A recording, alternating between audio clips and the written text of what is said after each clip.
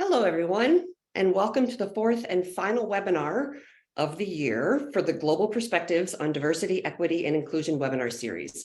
My name is Cathy Huber, and I'm the Senior Director of Global Initiatives and Scholarly Engagement in the Global Programs and Strategy Alliance.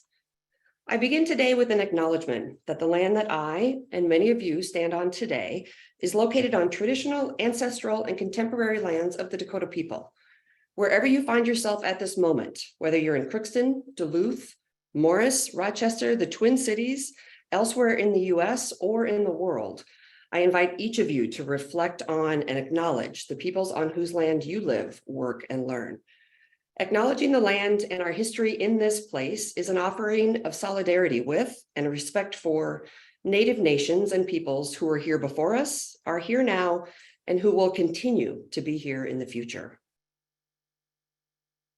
Today's webinar is part of the Global DEI initiative, launched by the GPS Alliance in September 2022. For some of you, this is the first time you're hearing about this initiative, so let me quickly provide you with a bit more context. Historically, international education work was perceived to operate separately from diversity and equity work. International education focuses on sending US students abroad and bringing international students and faculty to the US, and generally building bridges across countries and cultures. DEI work, on the other hand, is perceived to focus more on social justice and inclusion efforts, but within the borders of the US. A common goal within these two areas is to create a greater sense of belonging for all of our students, faculty, and staff. And with that in mind, the Global Diversity, Equity, and Inclusion Initiative seeks to engage and educate the University of Minnesota community about the intersection of DEI and international education. This is about raising awareness and starting to develop a foundation of developing intercultural skills to address these common goals. To generate a dialogue about diversity and inclusion through a global and intercultural lens, to explore notions of diversity across and within cultures, and to facilitate conversations about identity and intersectionality within this context. Our panelists today will touch on several of these goals by sharing their unique perspectives and experiences. Our panelists are Bea Comte is the academic coordinator and on-site director of the University of Minnesota's Study and Intern Program in Buenos Aires at the Fundación Ortega y Gasset, Argentina, where she has been working for over 18 years. Bea holds a degree in literature from the University of Buenos Aires, an MA in teaching Spanish as a second language from the University of Nebrija in Spain, and is currently pursuing an MA in education at the University of Bath in the UK. She has traveled extensively and is a passionate teacher and learner. Yukiko Okazaki is the director for the study abroad programs at the Fundación Ortega Marañón, or FOM, in Toledo, Spain. She was born and grew up in Matsue, Japan. In the mid-1980s, she studied abroad in Spokane, Washington, and in the early 1990s, she studied abroad in Toledo, Spain. She began working at the FOM as a student coordinator, was promoted to assistant director, and continues as a faculty member of the community engagement course. She holds an MA in contemporary international migrations from the University Institute of Migration Studies of the University Pontificia Comillas in Madrid. And our third panelist is Leyan Sayeh, and she's a driven senior at the University of Minnesota's Twin Cities, where she's studying computer engineering with a minor in statistics. Born and raised in Nablus, Palestine, Leyan moved to the United States when she was 17 years old to pursue a degree in computer engineering. During her time at the university, Leyan has been actively involved in a number of student organizations, including serving as one of the co-founders and vice president of the Arab Student Association. In this role, Leyan helped to create a welcoming and inclusive community for Arab students on campus, and worked to promote understanding and awareness of Arab culture and traditions among the broader student body. Currently, she is the president of the Institute of IEEE Women in Engineering, where she works to empower and support women in the field of engineering, providing them with opportunities to network and to learn from one another. Welcome to each of our panelists. We're delighted that you agreed to join us in this important conversation today. So we will start the discussion today by having each panelist talk about how diversity, equity, and inclusion are defined and talked about in their home countries. We will then invite them to each share how DEI shows up for them personally and or professionally. And if you in the audience have a question for our panelists, we welcome them.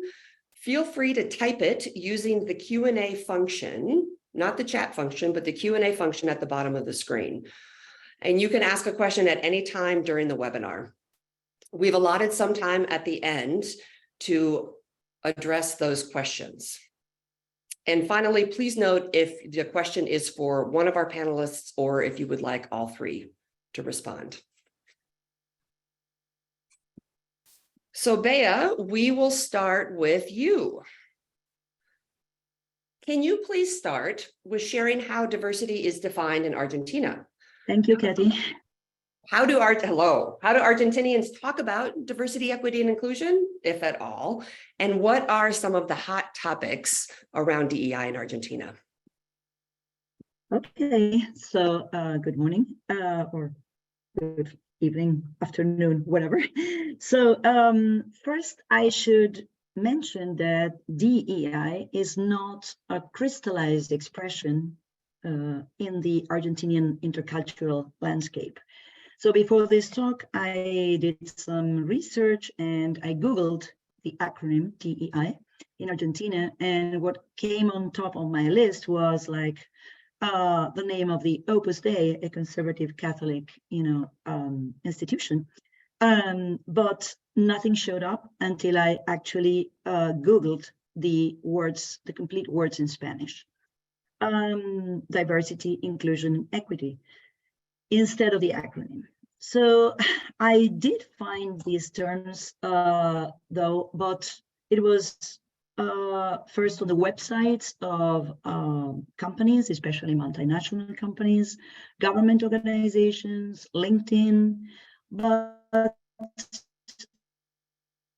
they do appear in random order, sometimes 2 out of 3, any 2 out of 3. So maybe these companies have added them to their description because they need to, because it's a global trend. We don't know. So whether they apply this in practice, it's a different matter. So what I think is that the fact that I haven't been able to find DEI, or that the first time I heard this acronym was because I work with universities and colleges in the States, is because different cultures have different conceptual frameworks. So interculturality is a language in itself, which is embedded in turn in any other language, be it English or Spanish. So interculturality means learning how another culture thinks and how it works. And that demands looking through a different lens from the one we're used to. In countries such as Argentina, my country, which are not usually defined as free, because all these labels, first word, third word, come from the global north, what is called the global north. And in this type of country like mine, conceptual categories may be different. So first, I would like to provide some context for those of you who don't know much about Argentina or have never been there. So Argentina is a country which right now boasts 100% of inflation yearly. 5 out of 10 children under the age of 14 live below the poverty line. And because of their living conditions, they do not have proper access to education, even though education is free in Argentina, and also to, proper nutrition and health. On the other hand, the middle class has been shrinking in the past decades. So when the question was, what are the hot topics these days in Argentina? For most Argentinians right now, their main concerns or hot topics would be inflation, poverty, education, safety, and what obsesses us all, which is the exchange rate of the US dollar in the parallel market. So our vision of these terms may be different. When it comes, for example, to the law, in terms of diversity, equity, and inclusion, Argentina passed the equal marriage law back in 2010, so a long time ago. As regards gender, citizens may choose F, M, or X for non-binary to show on their ID. IDs in Argentina are mandatory. The X for non-binary was added in 2021, so a couple of years ago. So there is an awareness of these topics, but it will not be perceived as a central topic by travelers or even by my students who have remarked on this.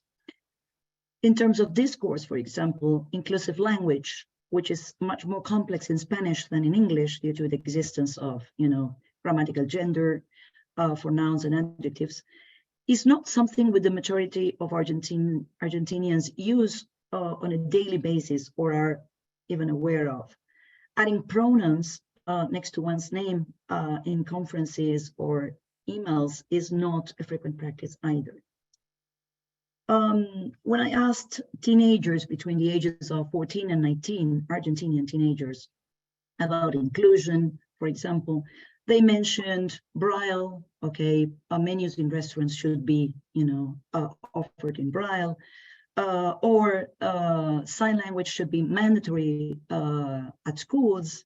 In terms of disability, we all notice in Argentina that it's very hard for people with disabilities or for older people to, negotiate the access ramps, which are in a very bad state of repair. So that is also how we perceive inclusion. Of course, issues like discrimination are not, so Argentina is not exempt from this, but each country has its own kind of, discrimination or discrimination issues. So it's important to remember that each country has a different national history and that these issues are not, an exact replica of how these issues manifest themselves in other countries, not even other Latin American countries. So a different history will produce different results. Immigration, demographics in Argentina are also different. So this is just an overview of the concerns and hot topics right now in Argentina, and it would take much longer to do this in depth, but I hope that I provided a little bit of a perspective of what diversity, equity, and inclusion are like in Argentina.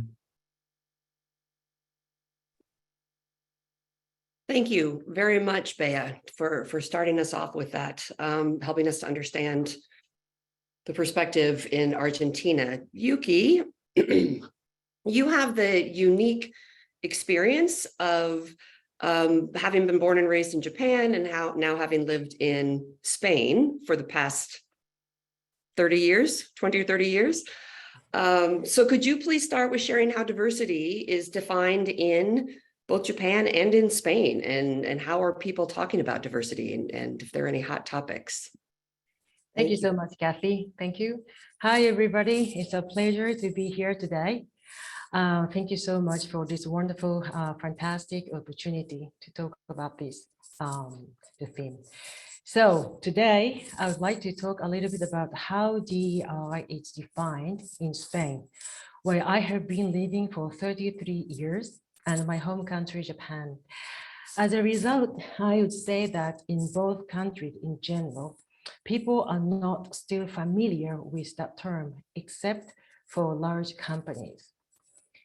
Please let me start with the historical context of Spain. Under the dictatorship between 1939 and 1975, no one was different from the dictator's model of everyone being homogeneous in religion, race, ideology, being a Catholic and speak Castellano. The other language, of the other regions, regions such as Catalonia, Galicia, Basque Country, etc., were prohibited as it was the homosexuality, which was punished under the law. When it comes to women, they assumed the role of mother and wife. The family was hierarchy in which women were subordinate to men and the children to their parents. After the death of the dictator in 1975 and the transition, the democratic era began, with which diversity started slowly. For example, the Gypsy collective that has been in Spain since the 15th century, victim of the discrimination, had its equality ratified in the legal plenary. And then foreign census population began to increase. For example, in 1981, there were just 0.52%, and in 2010, the highest percentage, 22%. A good part of them were also, unlike the immigrants who arrived in other European countries, Latin American or Romanian, with culture and religious codes common to the Spaniards. But it's still a great challenge for Spain, unfamiliar with diversity, to accept anything that is outside of the north of canons established by its culture. And they tend to label the person's origin according to skin and hair color or eye features. For example, I could be American in the USA, but here would be hard for them to accept. Spanish would not believe so because of my aspect. In recent decades, the term diversity has become more associated with gender struggle. A lot of work and progress has been made in relation to gender, taking into account that Spain came from a patriarchal dictatorship. Incomprehensive law on this subject in Europe was created. For example, in 2007, the law of effective equality between men and women. In 2018, the Spanish government was composed of 11 women and 6 men.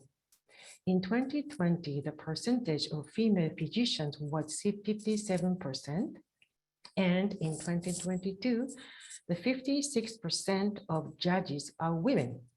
However, it still exists the wage gap between men and women of almost 28% in 2022. When it comes to the diversity of gender, Spain has gone from being a very conservative country to one of the most liberal in the world. In 2005, the law allowing same-sex marriage was passed, and Madrid, especially the Chueca area, has been a reference for the Gay Pride Day with millions of attendees. The sexual diversity brought to light the importance of linguistic relationship and gender to make reality visible. For example, there are groups that are not defined using the masculine and feminine genders. Yes, the morpheme E, originated from Argentina, started to be used in Spain to refer to neutral, but the Royal Academy of Spanish Language does not accept it. There are also opinions that changing words does not change reality.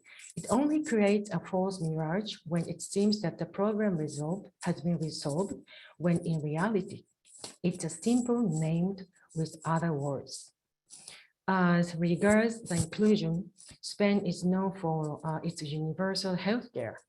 The government's main objective is to rescue universal public and free healthcare so that any person residing in Spain, whether a national or foreigner, can go to the hospital in the event of a health program. In this way, all migrants are on the equal footing with the Spaniards, whether they have a legal residence permit or not. But of course, under some measures, for example, they need to prove residence in Spain for more than 90 days. In terms of equity, in my opinion, nothing has been done or very little has been done. We still have a long way to go. The hot topic in Spain could be the new registration for transgender approved in last February, which recognizes the person's will and the only requirement to change sex in the registry from the age of 16. Eliminating mandatory hormone treatment and the psychological and the medical evaluation as requirements. Okay, I'm so sorry it's getting longer, but now I have to talk about Japan, where homogeneity and cooperation have long been valued here in Japan, in Japan. So it's easy for pressure to work implicitly excluding the people as a minority opinion if they do not agree with others' views. In the 1980s, the concept of diversity began to be recognized, especially in gender. At that time, masculinism in the family culture led to discrimination in employment between men and women, with hiring and promotions giving preference to men even within the company. Since then, the gender gap has been getting better, but the percentage of female managers remains low. According to the report of the World Economic Forum 2022, on indicator of gender disparity, Japan ranks only 116th out of 146 countries in the world. It was shocking when manipulation of scores in medical school entrance examinations at 10 University was discovered in 2018, in which female examinees were treated as pretenders. Discrimination in admission is driven by concerns about women leaving the workforce due to pregnancy and childbirth. On the other hand, married couples are not allowed to use separate surnames for reasons such as instability of family ties and unity, and the loss of stability of children's surnames. So women usually change their surname to that of their husband. In terms of equity, I would say that in Japan, equality is more important. For example, raise subsidies equally without regard to income because it's considered fair. When it comes to inclusion, we have been educated that inclusion is a value, but we should think about what inclusion really means, especially in the society where the homogeneity is respected. For example, last month, a high school boy who has American father and Japanese mother was quarantined at his graduation ceremony because of his hairstyle, cornrows, which the students prepared for his this special day in honor of his father's roots. But the school insisted that it was school rules violation. In Japan, those who born to parents with root in Japan and other countries called half and half, and they suffer constantly from microaggressions being in their own country through comments such as, "Are you sure that you are really Japanese?" Or "Your Japanese is very good for a foreigner." In the case of Nikkei, which refers to Japanese immigrants who went abroad for permanent residence, and the descendants suffer from microaggressions for not being able to speak Japanese well, despite having the appearance of Japanese. To finish, the hot topic for Japan for me is the G7 summit in Hiroshima in this coming May, where the LGBT Understanding Promotion Act will be discussed, Japan is the only country of G7 without an LGBT anti-discrimination law and same marriage law. As other countries change to diversify in their societies, Japan must also change. So thank you so much. I'm so sorry for getting so long. Thank you. Yuki, no, thank you. You had a double assignment with this one to speak from two country perspectives. So thank you so much for that. And our third panelist, Leyan, I invite you to respond to the same question. How is diversity, equity, and inclusion defined in Palestine? And how are people talking about DEI these days? Thank you very much.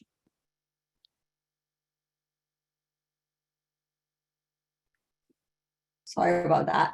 Thank you, Cathy.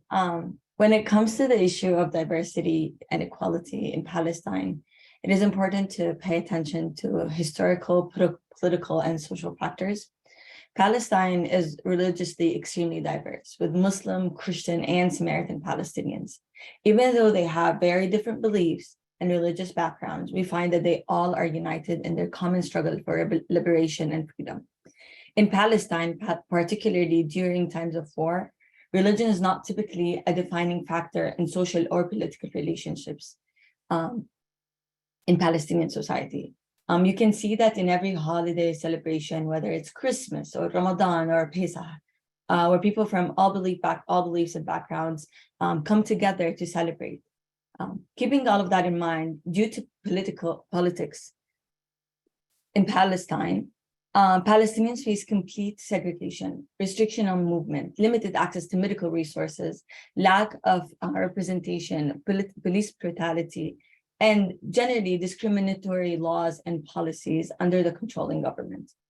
Palestinians get punished for doing something as simple as praying during religious holidays. For example, last year on Easter, Arab Christians have been subjected to various forms of discrimination. Arab Christians and generally, and Palestinian Christians specifically, were not allowed to enter the church, while non-Arab Christians were given full freedom of movement. Every Ramadan, Muslim Palestinians go through destruction of one of their holiest sites, mass imprisonment, and physical attacks. Another example, during COVID-19, Palestinian government was given spoiled vaccinations, and some of the man-made COVID hospitals in Gaza were completely destroyed. Palestinians have to pass through multiple checkpoints when moving between cities. This lack of freedom is actually very much normalized between Palestinians. We are used to this political injustice and inhumane treatment. But given all these challenges, it is important to acknowledge that achieving this equality and inclusion in Palestine requires access to resources and greater political freedom, which is not applicable right now.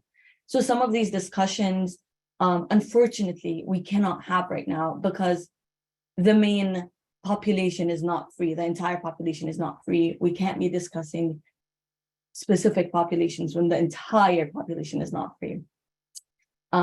Unfortunately, the topics of diversity and equality are not discussed within the Palestinian society, but they are discussed when it comes to Palestinians and their struggle and their war that has been going on for years. Yeah.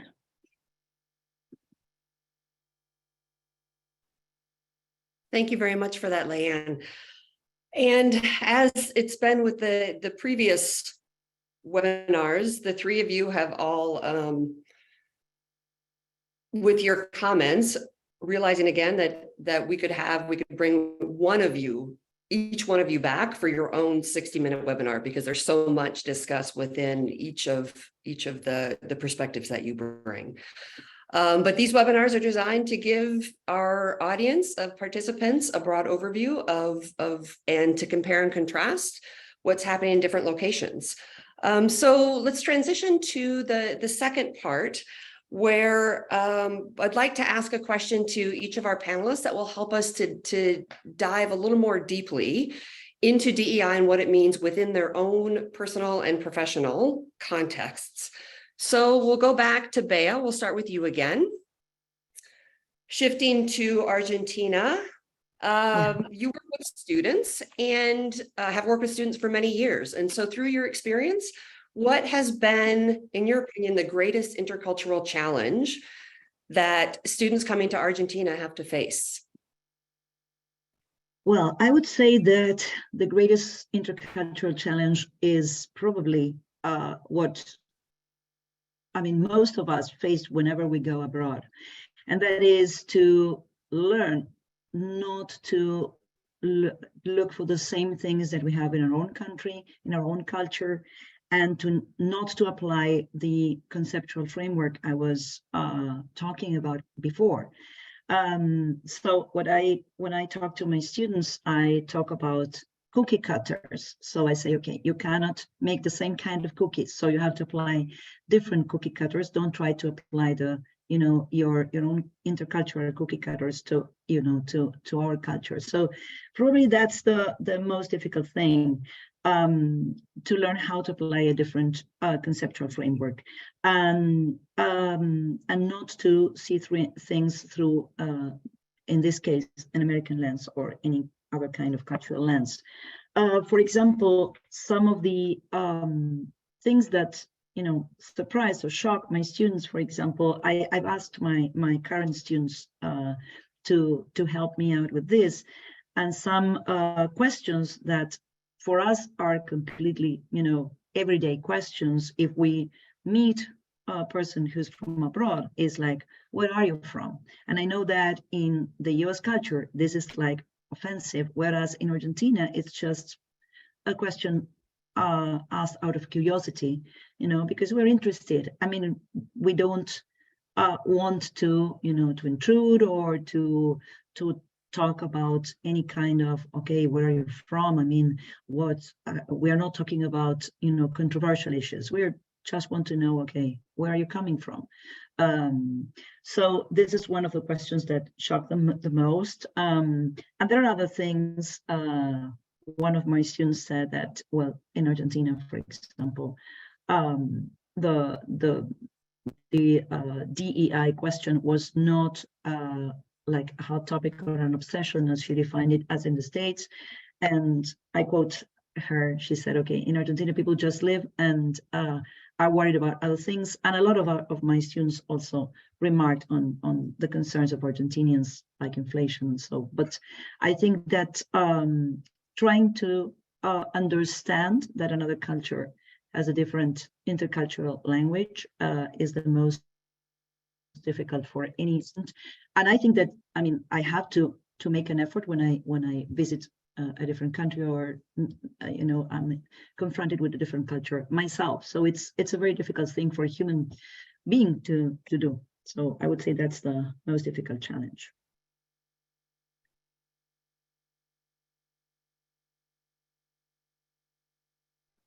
Thank you very much for that, Bea. Yuki, excuse me, next question for you is, can you talk a little bit about how this concept of diversity has impacted your life, and how you use the concept of diversity in your professional life, working with students and native Spaniards? Thank you, Cathy. Well, I think I am who I am because of the diversity, because I was born, I'm so sorry, yeah, I was born 55 years ago as a first baby between a man of 41 years old and a woman who was 20 years younger than he was.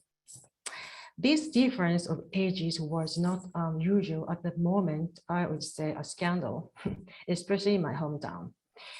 However, the fact of having three different generations inculcated different ways of thinking and values.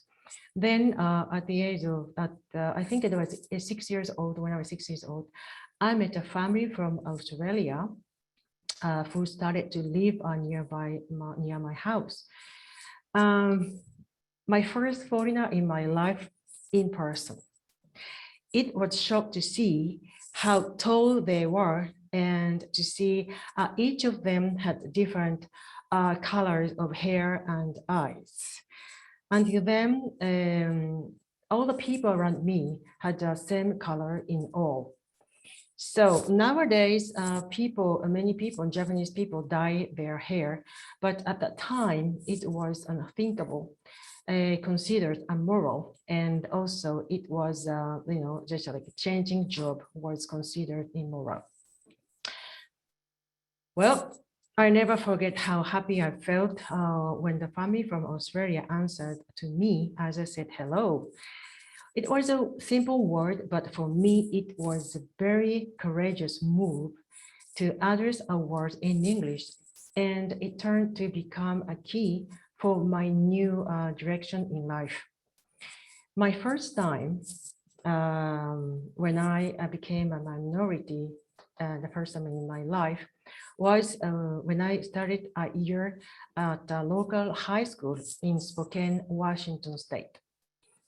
However, I never felt excluded or ignored. All people, beginning with my host family, friends, teachers, helped me with integration and gave me a chance to learn not only English, but also the culture and life. It was not an easy task for me to follow classes with locals in English. My English was nothing good. How many times I said to myself, I wish I could take classes in Japanese. Well, I learned that the effort and perseverance were the key for success. And during my stay, I learned the importance of saying clearly yes and no, which is frowned upon in Japan. We never say in Japan, we should never say in Japan, yes, or yes, well, maybe, but no way. So the only time I felt yes, that's a thing that it was very hard for me to get used to it. And the only time I felt guilty to being a Japanese was when we saw a video on the Pearl Harbor in the American history class. After the class, my classmates didn't say anything bad to me, but said it was not my fault. So I felt relieved. I felt so bad, but never felt that way. You can imagine how horrible how horrible was my re-entry culture shock after 1 year having lived in the States. Well, during my stay in the United States, it was normal for me to make up, have a perm hair, nail polish, wear colorful clothes, all prohibited in high school in Japan. So immediately I was labeled as a bad student. Sincerely, I didn't understand why it was bad to be different, but that were the school rules to which I had to obey. Then in 1990, I went to Spain for a year to study Spanish during my university, and I studied here at the FUM. In Spain, I had experiences of being different, but in the other way I was not used to, because, well, I will explain to you. Well, people, children and adults and all people were staring and pointing me out shamelessly, and even making the eyes elongated using their fingers. And the worst was when I saw my friends, Spanish friends, whom I thought they were my friends, did the same to me. So what a lack of sensitivity, I thought. And I was so shocked, and I could not go outside because I was afraid.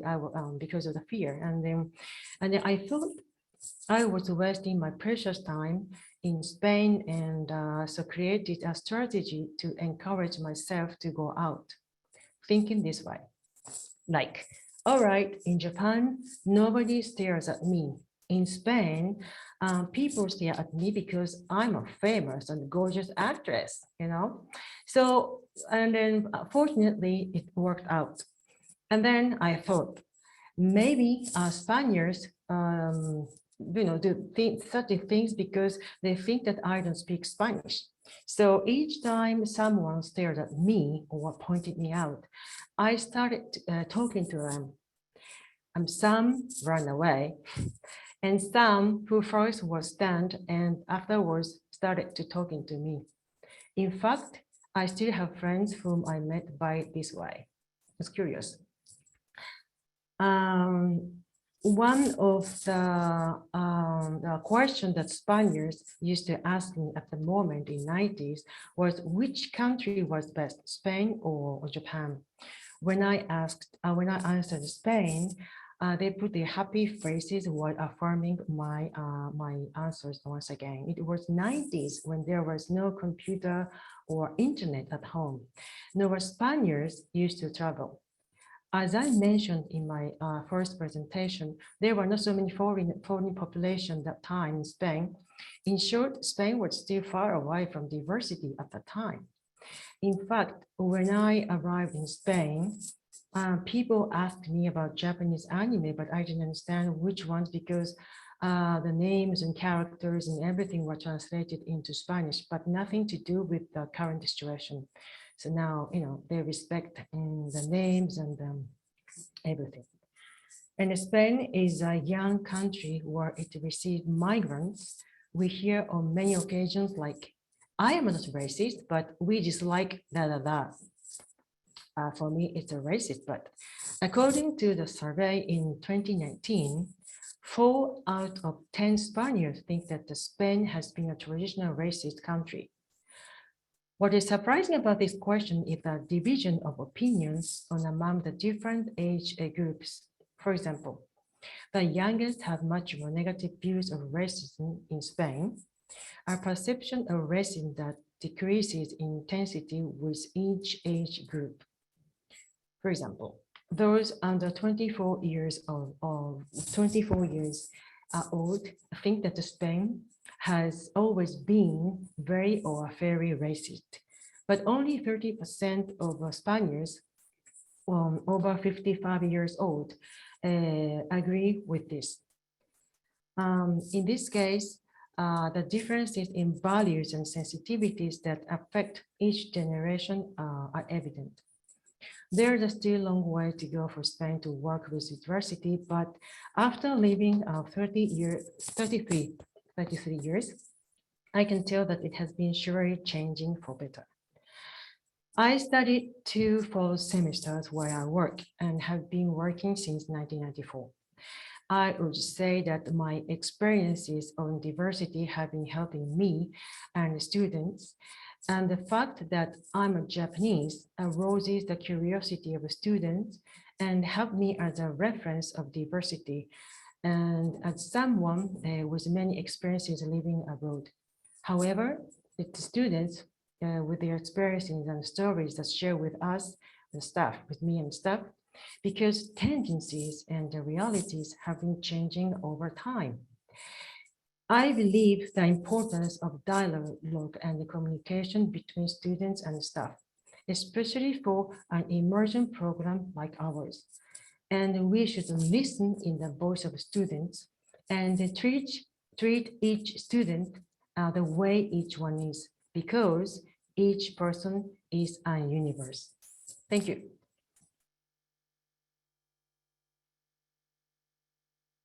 Thank you very much, Yuki.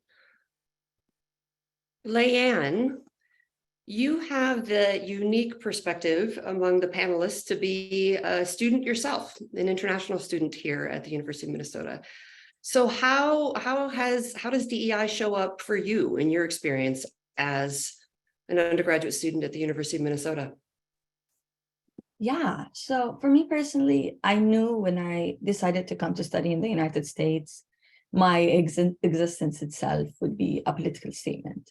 I think what stood out the most is that very first conversation I had when I came to the US for the very first time. I was 15 and I was accepted into a summer program in a big university with educated, smart individuals. And I assumed they'd know about Palestine. It was a mistake. I remember a specific conversation that I had. I introduced myself and then I said I was from Palestine. The person looked taken back and answered saying, "Oh, I'm Jewish." Like that's supposed to end the potential friendship before it even started. This was my very first time seeing what I had lived for 15 years from an outsider's perspective. My daily fight for liberation and human rights was twisted to become some religious fight between Muslims and Jews, which simply was never what was happening. I knew that this wasn't a simple one person who misunderstood. It was the entire media's perspective that did not fairly represent what was happening in my country, simply because that was not the last time I had to explain this kind of conversation. I remember growing up every year on Sukkot, my friends and I would go help our Samaritan friends decorate their ceilings with fruits.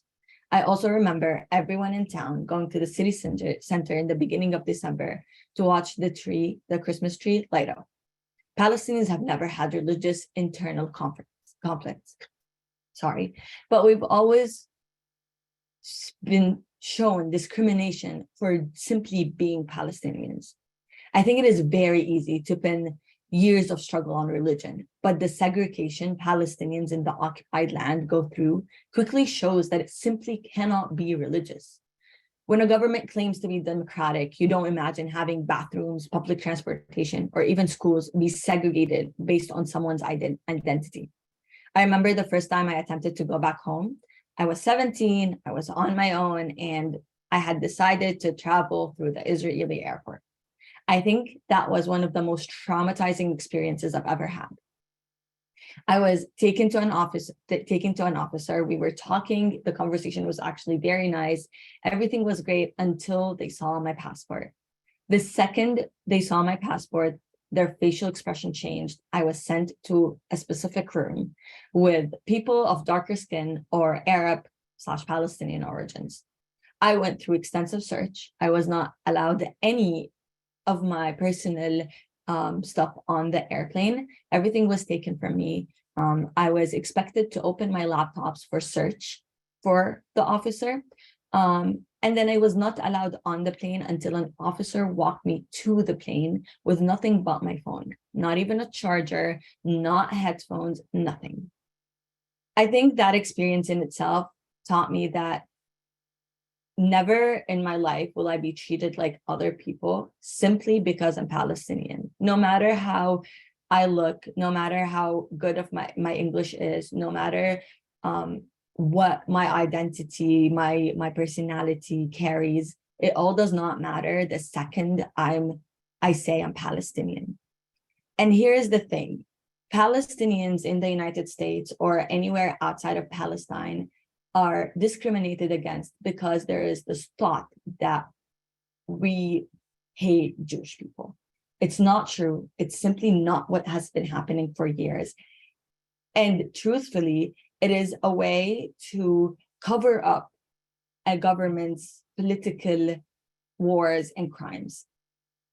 Palestinians have never hated anyone for their religion, and granted, we have a lot of discrimination and inequality that we have not been able to discuss, but religion has never been one of them.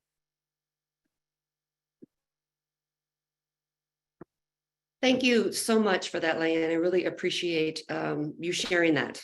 That's a deeply personal experience, and I think helps a lot of people sort of understand what your life as a Palestinian has been like. I do have a follow-up question for you, and you addressed it a bit already, but as you think about your experience here at the university and with faculty and with staff and administrators and other students, what do you wish people would understand about you and your experience and what your experience is like here, given the context that you just set up for us?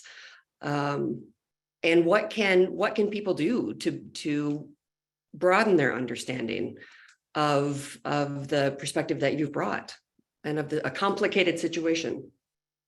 I think this question comes at an interesting time. Right now, Muslims are celebrating Ramadan, and Easter has been last weekend, and there are other Palestinians who celebrate it next weekend. And in this couple weeks, I've realized how twisted the American media happens to be. I know something, if people look at like news a little bit, they would see some terrible things happened a couple weeks ago. And I remember reading the news and it said something about Palestinian clashes when it was simply Palestinians praying in a mosque. And I think the thing I wish people could do more is listen to Palestinians, ask us the questions. Because here is the thing, governments work together for specific reasons. And the connection between the Israeli and the United States government has been going on for years. So don't listen to someone with that perspective. Listen to the people who have been going through this segregation for years. Ask us questions. I've lived my entire life answering these questions, and I don't mind answering them until the last day. Because here is the thing, we grew up, we were taught from a very young age to love our country more than anything else. And we are given all these tools to be able to discuss these topics because we know what's happening. No one else does. And the reality of it all is that you can't know what's going on if you're listening to a resource that's extremely biased.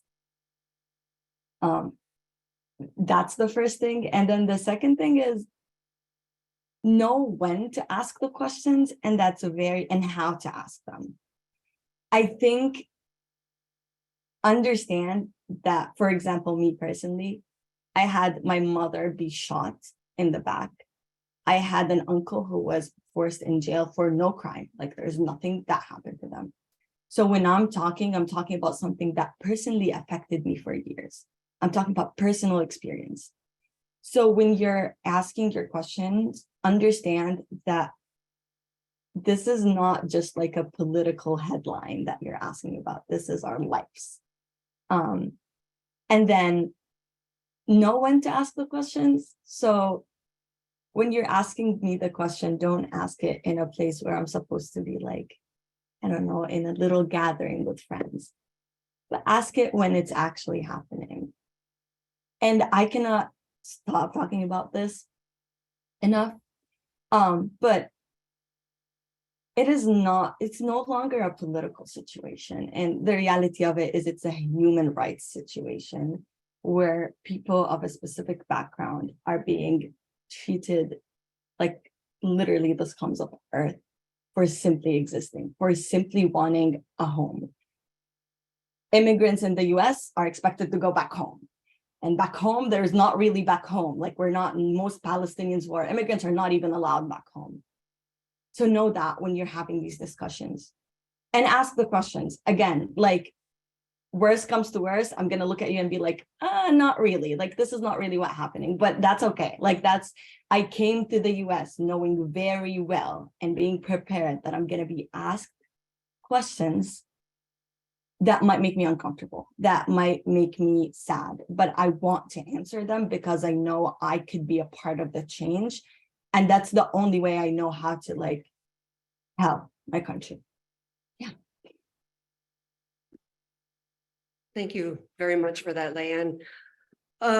We have about 5 minutes left, and I want to jump back to an earlier question that we did receive in the chat.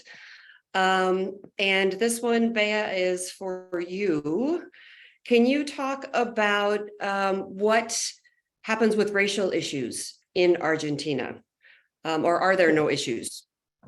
Oh, okay. So yes, there are issues, but not in the sense that in general is understood by Americans.